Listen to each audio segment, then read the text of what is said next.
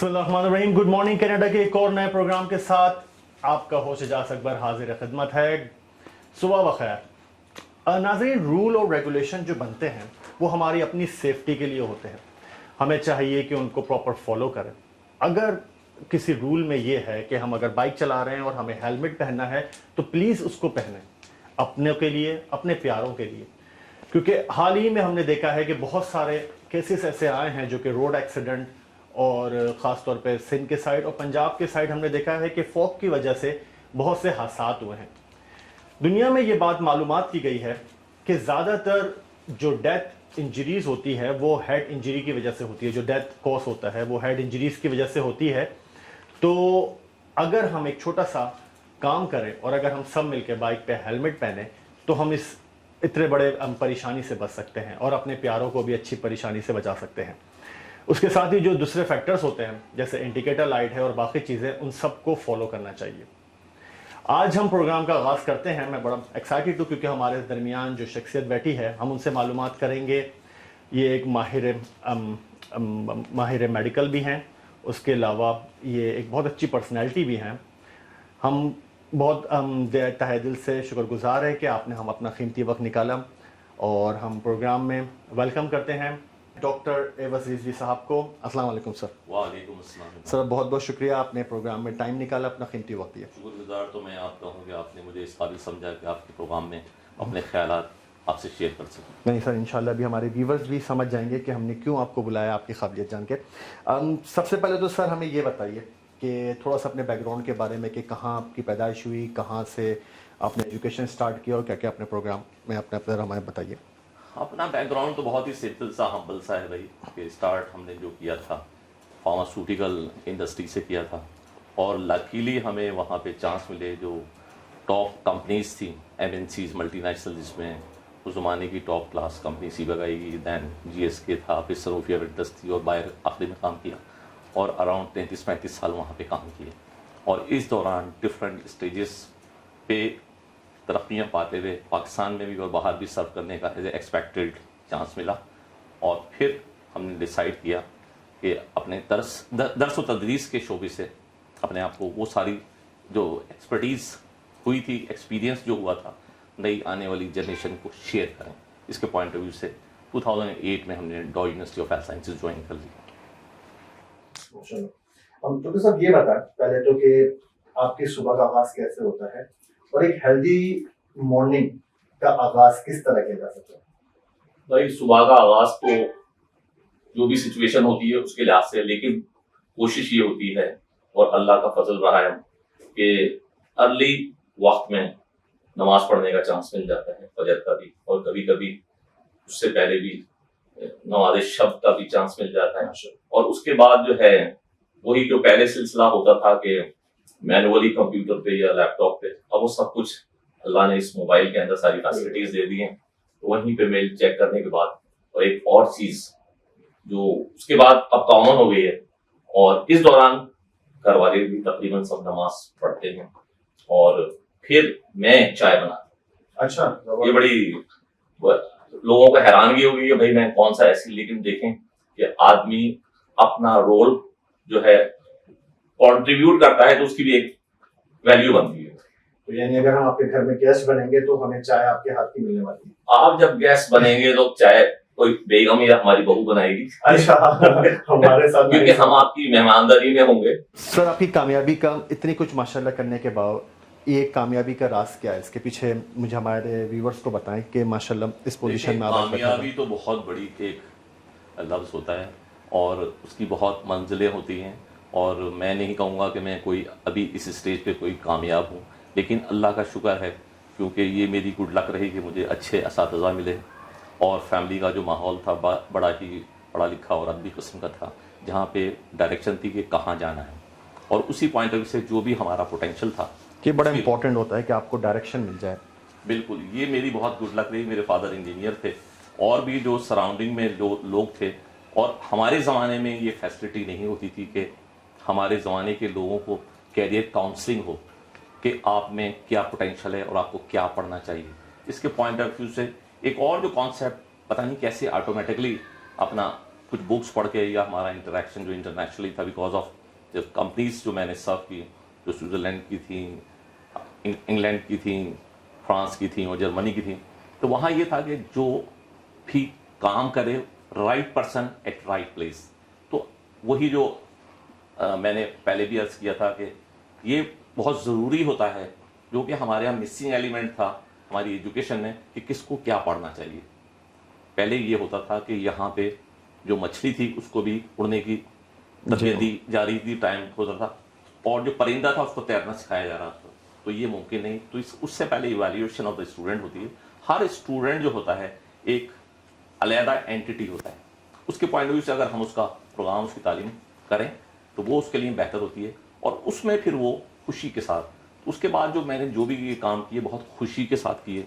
हर assignment में, हर job के अंदर बहुत खुशी का और डीप इन्वॉल्वमेंट का एलिमेंट जो था ना, उसने मुझे हर उसमें सेक्टर में सक्सेसेस दी। सर आपका माशाल्लाह इतना अच्छा बैकग्राउंड रहा है, और आपके इन सब से जो है कोऑर्डिनेशन रहा है हॉस्पिटल, और ये अमूमन ऐसा होता है कि हमें शिकायत मौसूल होती है कि बहुत से लोगों के साथ मिसहैप हो जाता है या उनको मिसट्रीट करते हैं जो पेशेंट हॉस्पिटल जा रहे होते हैं। तो कोई ऐसा एक्ट या कोई ऐसा इदारा है जहाँ पर हम वो कंप्लेन ले जा सकें या उनको कंपेंसेशन हो, कुछ ऐसा कुछ है? बिल्कुल, देखें क्या नाम है, अगर मैं बहुत पुराना लूँ तो जो हमारा एक्सीडेंटल एक्ट था 1855 का, उसमें ये प्रोविजन मौजूद था। 1855 का हम अभी भी है पॉलिसी? हाँ, बिल्कुल इन प्रैक्टिस है। ऑल्दो उसके बाद जो हमारा कॉन्स्टिट्यूशन 73 भी आया, फिर हमारे मेडिकल से रिलेटेड ज्यूरिस के जो लॉ थे उनमें चेंजेस आई, तो वो भी मौजूद है। और कॉन्स्टिट्यूशन के तहत जो है हमारी जो अपना प्रोसीजर, क्रिमिनल प्रोसीजर्स में 304A जो है, उसकी जो सेक्शन 18 है, वो कहती है कि अगर आपके साथ कोई मिसहैप होता है और उसमें किसी की निग्लिजेंस है, हॉस्पिटल की है या उस डॉक्टर की या सर्जन की, उन निग्लिजेंस में ये होता है कि कभी रॉन्गली डायग्नोस होता है, रॉन्गली ट्रीट होता है, इम्पुटेशन जो होती है रॉन्गली, ये बहुत कॉमन है कि आपकी दाईं उंगली में मसला है और सर्जन जो है ना बाईं उंगली काट देता है। इवन ये बहुत शदीद मसला जब बन जाता है जब पैर सीधे में चोट लगी हो और वो हड्डी जोड़ रहा होता है उल्टे पैर की, तो वहाँ पे सीधी सादी FIR बनती है। अच्छा, मैं आपको बताऊं कि यहाँ पाकिस्तान, और ये बास केसेस में तो मरीज मर जाता है ना, तो ये अलाउ होती है उसके मुतालिकीन को कि वो FIR में दर्ज करा सकें। लेकिन लकीली यहाँ पे बहुत कम केसेस देखे गए जिसकी अपने किसी ने आवाज़ उठाई। हाँ, प्रेस ने जो है ना पाकिस्तान में ये बहुत अपने केसेस उठाए और उनके लिए आवाज़ बुलंद की और उस पर कुछ एक्शन भी हुए। इसके अलावा जो पाकिस्तान में हमारा जो मेडिकल के अफेयर्स को डील करने की जो है PMDC है, Pakistan medical and dental council, Pakistan medical and dental council की डिसिप्लिनरी कमेटी है, उसमें आप बता सकते हैं कि आपके साथ क्या हुआ। पता वो तो नहीं बता सकता जो गुजर गया, लेकिन उसके मुताबिक जो है बता सकते हैं कि क्या मसला हुआ और उस नेग्लिजेंस में उसको कोई रॉन्ग डोज दे दिया गया, उसको एनेस्थीसिया देना था और ना दिया, और वो समटाइम्स ज़्यादा anaesthesia, excess dose of anaesthesia भी उसको डेथ का सबब बनती है। तो बहुत लॉन्ग लिस्ट ऑफ वो है, तो वहाँ पे भी कर सकते हैं उसके। और ये 2001 के जो PMDC का अमेंडमेंट थी उसमें भी शामिल है, और उससे और पीछे थोड़ा जाते हैं तो ह्यूमन राइट्स 1998 उसमें भी इसका मौजूद है। इतनी माशाल्लाह इन्फॉर्मेटिव बात बताइए हमारे व्यूवर्स के लिए। अगर खुदा ना खास्ता किसी के साथ ये ऐसा हो चुका है तो इस पे अमल करें। आपके ख्याल में सर वाकई इंसाफ मिलता है अगर इस डिपार्टमेंट में जाके कंप्लेन करते हैं, या कोई एक्सेप्ट होगा वहाँ पर कि वो डॉक्टर के देखें किसी लॉ हॉस्पिटल मौजूद है, और लॉ के अल्लाह टाइम बाय टाइम अच्छे अपने जजेस और जो अथॉरिटीज़ होती हैं उनको लाता रहा है। केसेस के फैसले भी हुए हैं पेशेंट्स के हक में, और लेकिन कुछ केसेस के जो फैसले हुए हैं वो हुए हैं कि आपका सब कुछ हो गया लेकिन आपने कहा मैं 1 करोड़ रुपए का हट जाना से कुछ हासिल कर लूँ।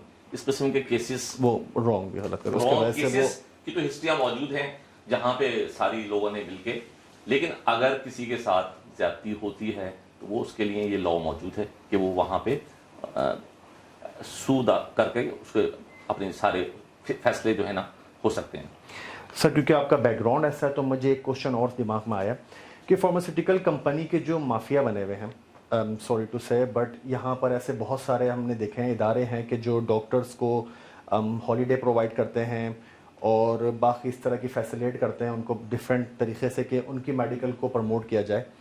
یہ اس کے بارے میں تھوڑا سا روشنی دیں, ہمیں بتائیں کہ یہ بائی لا کس قدر غلط ہے اور اس کے خلاف ہم کچھ کر سکتے ہیں.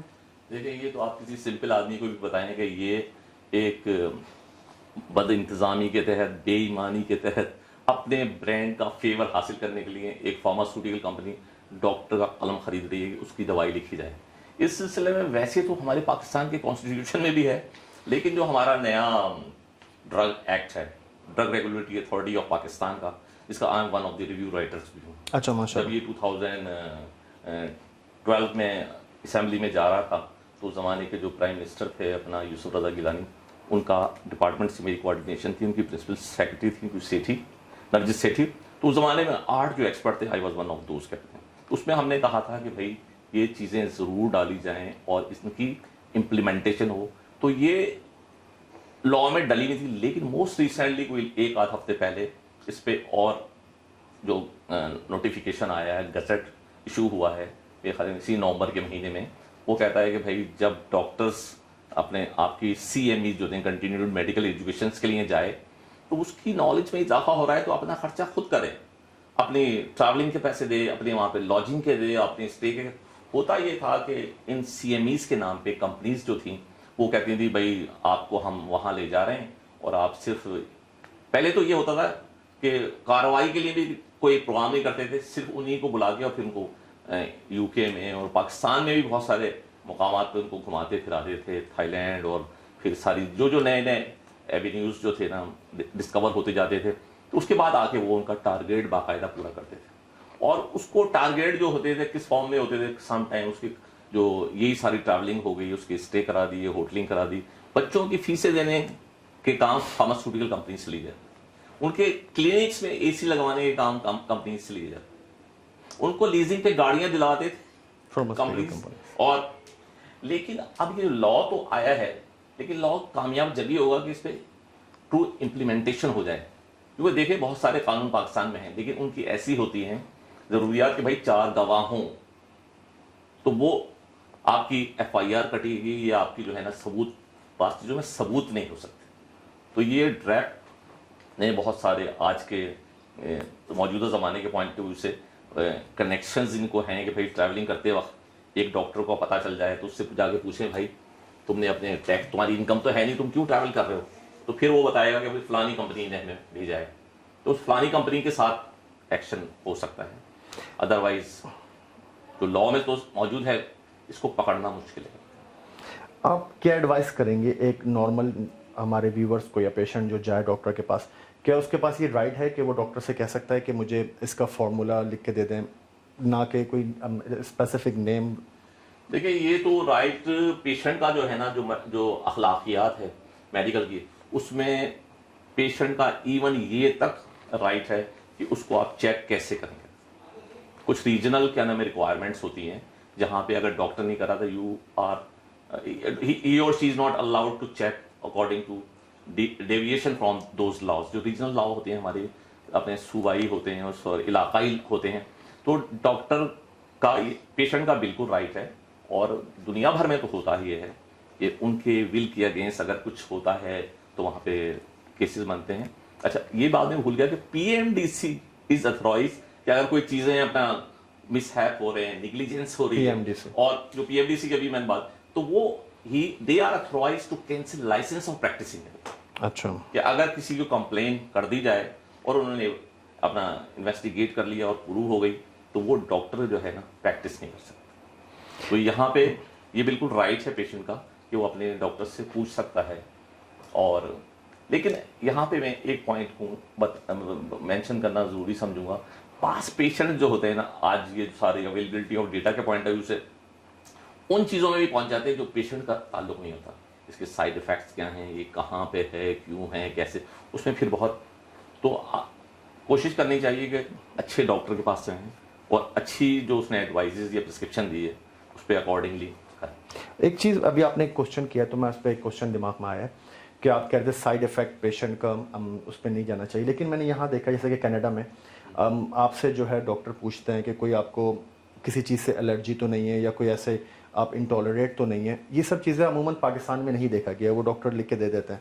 تو اس میں بھی کیا پیشنٹ کا رائٹ نہیں ہے کہ وہ پوچھ سکے؟ دیکھیں یہ ہمارے یہاں کا جو ہے نا یہ نظام ہے جو اپنے ڈائگنوسس ہے یہ دنیا میں یہی ہوتا ہے. ادروائز دنیا میں ہوتا ہے جب پیشنٹ کہیں آتا ہے نا تو اس کی ساری ہسٹری لی جاتی ہے اور کنسلٹینٹ یا کیا نام ہے کوئی اس اسپیشلٹی کا آدمی نہیں ہوتا, اس پہ ڈیکٹا فون پہ ساری بالکل وہ ان کے وہ لی جاتی سامنے ہے بیٹھ کے دیکھتے اور وہ بتاتا ہے کیا علامات ہیں, کیسے فیل کر رہا ہوں, کیا ٹریٹمنٹ لے رہا ہوں, یہ کیونکہ وہاں ڈاکٹر کے پاس بھی نا اتنا اپنا ٹائم نہیں ہے کہ اتنے بہت سارے سوالات پیشنٹ سے ڈائریکٹ کرے. تو وہاں پہ جو اسسٹنٹ ہوتے ہیں, جونیئرس ہوتے ہیں, ان ڈیکٹا اپنا فائل جو ہوتی ہیں ان کو ریکارڈ کر کے اور سام ٹائم وہ فائلز جو ہوتی ہیں نا وہ ایون جیسے کوئی عربک کنٹری کا پیشنٹ جو ہے یو کے میں ہے یا یورپ میں ہے تو اس کو کنورٹ کر کے اکارڈنگ اور دے ڈائگنوز دے ڈیسائڈ کہ اس آدمی کی سائن اینڈ سمٹم اور ہسٹری کے بیسس پہ اس کی کیا کیا انویسٹیگیشن ہونی ہے, ایکس رے ہونا ہے, ای سی جی ہونا ہے, اپنا سی ٹی اسکین ہونا ہے, کیا ہونا ہے, اور اس کو کیا لگ رہا ہے انیشلی کہاں بھیجی جائے. ای این ٹی والے کا مسئلہ ہے, کارڈیو واسکولر کارڈیولوجسٹ کا مسئلہ ہے, یا ڈائبٹیشین کا مسئلہ ہے. تو یہ سارے کے سارے یہ پروسیجر ہوتا ہے اور وہاں ویٹ کرتے ہیں کہ بھائی ڈاکٹر جب لکھتا ہے آن دی بیسس آف جو اس کی جو ڈائگنوسٹک اپنے جو لیبارٹری کی جو رپورٹس ہوتی ہیں وہی لکھتا ہے. ہمارے یہاں مسئلہ یہ ہوتا ہے اگر ڈاکٹر اس چکر میں پڑے کہ بھائی میں آپ کا آج جو ٹیسٹ کے رزلٹ کی بیسس پہ آپ کو میں اینٹی بایوٹک دوں, یہاں تو مریض بھاگ جاتا ہے. وہ کہتا ہے میں یہاں کیوں, میں ادھر چلا جاتا ہوں جو مجھے ابھی لکھے گا اور شام سے بخار کرنا شروع ہو جائے.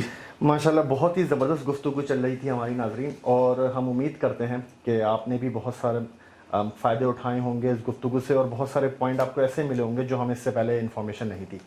ڈاکٹر صاحب بہت بہت شکریہ آپ کا پروگرام میں آنے کا, اور ہم اس وعدے کے ساتھ آپ سے الوداع مانگتے ہیں کہ آپ انشاءاللہ اگلی بار پھر آئیں گے اور ہمارے ویورز کو اور مزید انفارمیشن دیں گے. بہت بہت شکریہ آپ کا کہ آپ نے یہاں انوائٹ کیا. نہیں, ہمارے لیے بڑا اچھا رہا اور ہمارے ویورز کی بھی آج بڑی اچھی مارننگ گزری. اسی کے ساتھ ہی آج کا پروگرام ختم کرتے ہیں اور امید کرتے ہیں کہ آپ لوگ سب اپنے دن کا آغاز اچھا کر رہے ہوں گے. اپنے ہوسٹ اجاز اکبر کو اجازت دیجیے. اللہ حافظ.